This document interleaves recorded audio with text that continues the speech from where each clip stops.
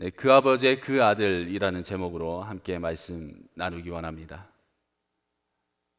성경에서 등장하는 흉년, 기근은 땅을 향해 살던 우리의 시선을 하나님께로 이렇게 돌려놓는 도구가 됩니다. 1절 말씀을 보시면요, 아브라함의 때에 첫 흉년이 들었더니 그 땅에 또 흉년이 들매라고 나와 있습니다.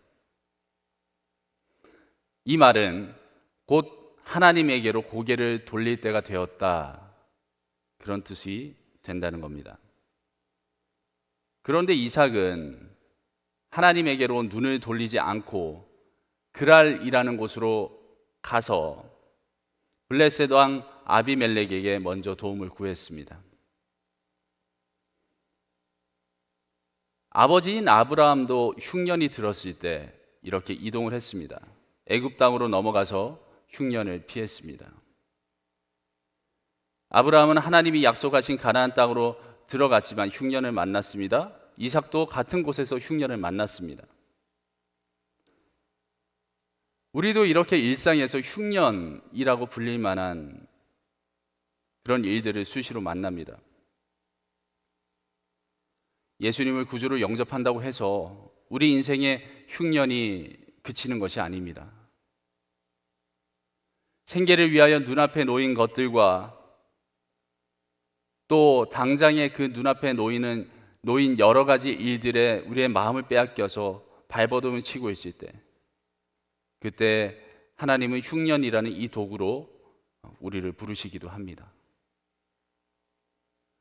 우리의 힘으로 어떻게 할 수 없는 이런 상황들이 찾아오면 자연스레 하나님을 향해 눈을 돌리죠. 일상에서 이렇게 어려움을 만났을 때, 어려움이 닥쳤다, 그럼 바로 하나님께 구한다, 이렇게 자연스럽게 눈을 돌리면 참 다행인데, 우리의 힘으로 어떻게든 살아가려는 그 과정을 거치고서야 하나님께 눈을 돌리게 됩니다.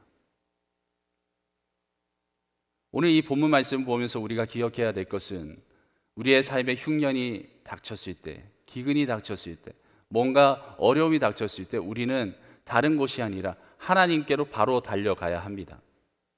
이것저것 하다가 안 되면 찾는 분이 하나님이 아니라 언제나 하나님의 인도하심은 무엇인가라고 이렇게 물어가는 인생을 살아야 한다는 것입니다. 우리는 그것을 기도라고 부릅니다. 이삭이 이렇게 기도하기 전에, 주님께 묻기 전에 그랄 땅에서 먼저 방법을 찾으려고 시도하자 하나님이 이삭을 멈추게 하십니다. 성경적인 이유보다 내 인생의 경험을 바탕으로 답을 찾으려는 그런 연약함을 우리가 보일 때에, 그때에도 하나님은 우리와 함께 하시면서 그 연약함마저도 사용하셔서 그 모든 것들을 다시 제자리로 돌려놓으십니다. 선한 길로 인도하십니다. 하나님의 사랑 때문에 그렇게 된다는 것입니다. 이삭은 이미 블레셋에 도움을 받겠다고 그렇게 작정하고 준비하였으나 하나님은 흉년인 땅에 그대로 거주하라고 스탑을 시킵니다. 그리고 다시 언약을 떠올리게 하십니다.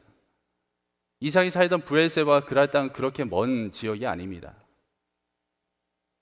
그러나 주님께서 조금 더 애굽 쪽으로 이렇게 갈 수도 있었고 여러 가지 판단이 있을 수 있었지만 그랄 땅에 멈추라고 하시고 이삭은 거기에 순종하게 됩니다. 아브라함과 이삭, 야곱, 이 같은 가문의 직계 가족들이지만 이들의 캐릭터를 또 한 명 한 명 보면 재미있는 부분이 있습니다. 기질적인 면이 정말 달랐습니다. 아브라함은 언약의 시작이 되었고 담대한 발걸음들을 하는 모습들을 보였지만 또 약간의 성격이 달랐습니다. 이삭은 제물로 바쳐줘도 그 제물로 바쳐짐에도 순종하는 그런 온유한 사람이었습니다. 야곱은 또 자신의 힘으로 어떻게든 싸워서 쟁취하는 그런 성격이었습니다. 그런데 이 셋 다 믿음의 시험이 닥쳤을 때 하는 행동은 비슷했습니다. 우리 각자가 정말 다른 성격으로 다른 모습으로 살고 있지만 결국 흉년, 기근을 만났을 때에 우리가 가야 할 곳은 딱 하나라는 것입니다. 우리의 행동은 딱 하나입니다. 주님 앞으로 가는 것입니다. 아브라함이 그랬던 것처럼 이삭도 아내를 누이라고 속이며 살았습니다. 자신의 목숨이 위태로워질 것 같아서 덜컥 겁이 나서 꾀를 낸 것입니다.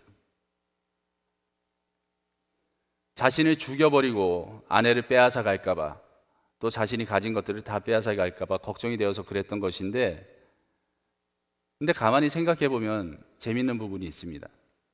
이미 누이라고 속인 이 상태에서 아내는 그들 손에 쥐어준 것이나 다름없는 상태가 됐다는 것입니다. 걱정하던 바를 꾀를 냈는데 오히려 그들에게 더 그것들을 갖다 바치는 인간의 한계를 보여줍니다. 우리가 하는 행동들도 이럴 때가 많습니다. 죄성을 가지고 있는 우리는 지속적으로 이런 모순을 맞닥뜨리게 됩니다. 8절 말씀을 보니까요, 그렇게 불안해하던 이삭이 그랄 땅에 오래 살았다라고 나와 있습니다. 오래 살았다. 불안해서 실제적으로 삶의 위협이 있었다면 그곳을 진작에 떠났겠죠. 임시로 있었던 거니까 진작에 떠났을 겁니다. 그런데 오래 살았습니다. 하나님이 지키시고 인도함 속에서 하나님이 거주하라고 하신 그 땅에서 오래도록 살았다는 것입니다. 굳이 꾀를 내지 않았어도 되는 상황입니다. 하나님이 명하시면 그냥 그대로 하면 됩니다. 오늘 우리의 삶도 그렇습니다.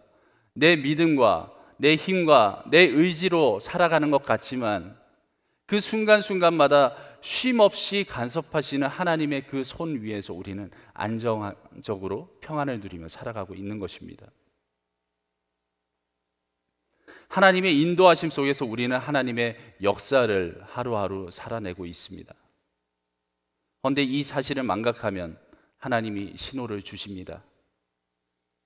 이삭의 경우에는 믿지 않는 아비멜렉을 통해서 그 신호를 주셨습니다. 우연찮게 이삭과 리브가가 서로 부부라는 것을 확신할 수 있는 장면을 보게 되었고, 아비멜렉이 이삭을 추궁하는 내용을 오늘 볼 수 있었습니다. 믿지 않는 아비멜렉이 오히려 이삭에게 정직하지 못하다라고 추궁하고 있습니다. 혼을 냅니다. 이삭이 하나님을 온전히 신뢰하지 못하고 불안에 떨며 거짓을 말하니 되려 왕이 그 죄를 두려워하여서, 오히려 이삭 때문에 자기가 있게 될 그 해를 두려워하여서 이삭을 혼내는 이런 아이러니한 장면이 등장하고 있습니다. 한편으로 보면 이삭 입장에서 굉장히 수치스러운 장면입니다. 그러나 하나님은 이삭의 이 부족함도, 이 수치스러운 장면도 하나님은 선한 도구로 사용하십니다. 아비멜렉은 이삭의 가정에 손을 대는 자는 누구든지 죽인다고 선포합니다. 사실 왕의 입장에서 자신에게 거짓을 구하고 뭔가 자신을 어려움에 빠뜨리게 했다는 그런 사람을 만나게 된다면 그냥 바로 처리해버려도 아무도 뭐라 할 사람이 없는 그런 시대였습니다. 그런데 오히려 아비멜렉의 입에서 이 이삭의 가정에 손을 대는 자는 누구든지 죽여버리겠다라고 선포하는 장면이 나왔다는 것입니다. 오늘 이 말씀을 가지고 우리가 기억해야 할 것은 이렇습니다. 내가 이뻐서 하나님 앞에 이쁜 짓을 해서 주님이 이쁘다고 하시는 것이 아닙니다. 내가 잘나서 내 인생이 승승장구하고 있는 것도 아닙니다. 하나님의 은혜로 우리는 오늘 이 하루를 또 살아갑니다. 하나님의 은혜로 우리의 삶이 가능합니다. 하나님이 인도하시니 오늘의 내가 있는 것입니다. 아브라함과 함께 제단의 제물로 드려졌던 그 믿음의 조상 중에 한 명인 이삭도 이리도 연약한 모습을 보였습니다. 그렇다면 우리의 모습을 비교해 봤을 때 어떻습니까? 우리도 마찬가지입니다. 지나온 과거가 하나님 앞에 떳떳하다고 계속 그럴 것이라 생각하면 안 됩니다. 하나님은 그것 때문에 이뻐하시는 것이 아니라고 분명히 말씀드렸습니다. 하나님의 언약과 사랑 안에서 귀하다 하시니 우리가 귀하게 여김을 받는 것입니다. 빈지 아닌 교회 성도님들, 오늘도 우리를 귀하다 여기시며 우리의 이 연약함도 순간순간 흔들리는 우리의 이 연약함도 선한 도구로 사용하시는 우리 하나님을 기억하십시오. 오늘 우리를 찾아오는 순간순간에 그 기근들이 있을 것입니다. 그런 중에도 하나님의 도우심을 구하며 이 마음을 주님이 있으라 하시는 그 제자리에 가만히 두시길 소원합니다. 흉년, 기근은 하나님께로 다시 눈을 돌리게 하는 사인입니다. 먼저 하나님을 찾으십시오. 하나님과 동행하기를 꿈꾸십시오. 그리고 오늘 이 하루가 사소해 보이는 우리의 일상이 하나님의 역사로 차곡차곡 쌓여가는 은혜가 있기를 소원합니다. 다 함께 기도하시겠습니다. 오늘도 우리와 함께 하시는 성령 하나님, 아브라함과 이삭의 모습을 통해 우리의 나약함을 봅니다. 우리의 재성을 따라 살아가며 하나님이 수습하게 하는 인생이 아니라 하나님이 귀하다 여기시는 믿음 가지고 하나님께 영광 돌리는 삶을 살아갈 수 있도록 하나님 인도하여 주시옵소서. 성령님의 인도하심을 간절히 구하며 오늘도 주님 앞에 머리를 숙입니다. 성령 충만케 하여 주시옵소서. 예수 그리스도의 이름으로 기도합니다. 아멘.